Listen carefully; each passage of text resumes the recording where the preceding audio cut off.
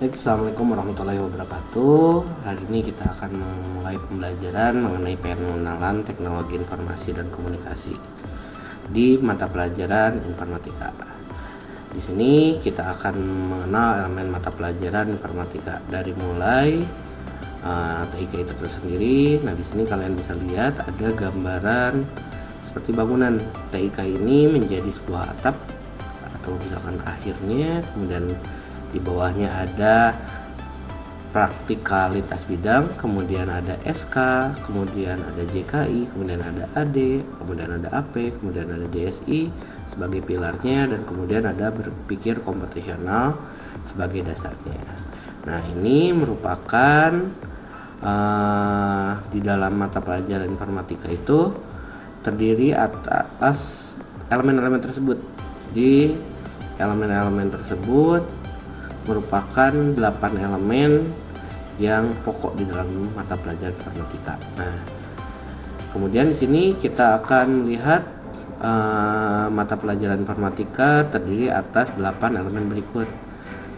Pertama ada berpikir komputasional yang kemudian disingkat menjadi BK, kemudian ada teknologi informasi dan komunikasi disingkat menjadi TIK, kemudian ada sistem komputer yang disingkat menjadi SK, kemudian ada jaringan komputer dan internet disingkat menjadi JKI, kemudian ada analisis data disingkat menjadi AD, kemudian ada algoritma dan pemrograman disingkat menjadi AP, kemudian ada dampak sosial informasi disingkat menjadi DSI, kemudian ada praktikal lintas bidang disebut PLB.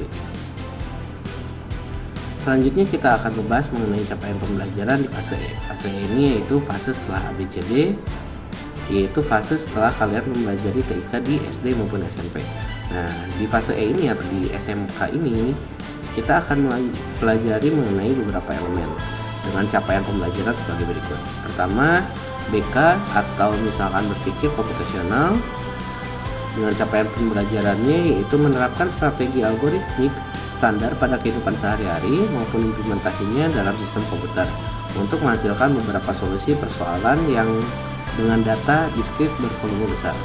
Kemudian ada TIK, memanfaatkan dengan capaian pembelajaran memanfaatkan berbagai aplikasi secara bersamaan dan optimal untuk berkomunikasi, mencari informasi di internet, serta mahir menggunakan fitur lanjutan aplikasi kantoran, yaitu pengolahan kata, angka, dan presentasi, beserta otomatisasinya untuk mengintegrasikan dan menyajikan konten aplikasi dalam berbagai presentasi yang memudahkan analisis dan interpretasi konten tersebut. Kemudian ada SK atau sistem komputer, dengan capaian pembelajarannya yaitu menjelaskan cara kerja komputer dan masing-masing komponennya, menjelaskan proses operasi dan mekanisme internal yang terjadi pada interaksi antara perangkat keras, perangkat lunak, dan pengguna. Kemudian selanjutnya ada JKI atau jaringan komputer dan internet, memiliki capaian pembelajaran yaitu menjelaskan internet dan jaringan lokal, komunikasi data via handphone, koneksi internet melalui jaringan kabel dan nirkabel atau Bluetooth Wi-Fi internet, terus menerapkan enskripsi untuk memproteksi data pada saat melakukan koneksi perangkat ke jaringan lokal maupun internet yang tersedia.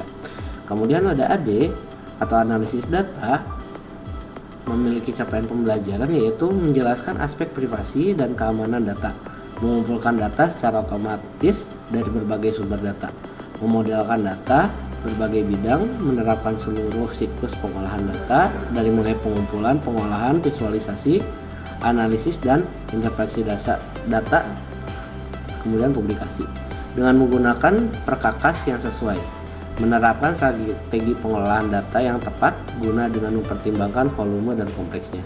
Kemudian ada AP atau algoritma dan pemrograman, memiliki capaian pembelajaran berupa menerapkan praktik baik konsep pemrograman prosedural dalam salah satu bahasa pemrograman prosedural dan mampu mengembangkan program yang terstruktur dalam notasi algoritma atau notasi lain berdasarkan strategi algoritmik yang tepat. Kemudian ada DSI atau singkatan dari dampak sosial informasi. Nah, capaian pembelajarannya adalah mendeskripsikan dan menarik pembelajaran dari sejarah perkembangan komputer dan tokoh-tokohnya, menjelaskan hak kekayaan intelektual dan lisensi, aspek teknis, hukum ekonomi, lingkungan, dan sosial dari produk TIK, serta mampu menjelaskan berbagai bidang studi profesi bidang informatika serta peran informatika pada bidang lain. Kemudian selanjutnya ada PLB atau praktik lintas bidang, memiliki capaian pembelajaran yaitu bergotong royong dalam tim inklusif untuk mengerjakan proyek bertema informatika sebagai solusi persoalan masyarakat, mulai dari mengidentifikasi persoalan, merancang, mengimplementasi, menguji, dan menyempurnakan program komputasi didasari strategi algoritma yang sesuai, dan mengkomunikasikan secara lisan maupun tertulis produk proses pengembangan solusi dan manfaat solusi bagi masyarakat. Nah, yang saya sampaikan berikut adalah yang saya sampaikan barusan adalah capaian pembelajaran di fase E pada mata pelajaran TIK.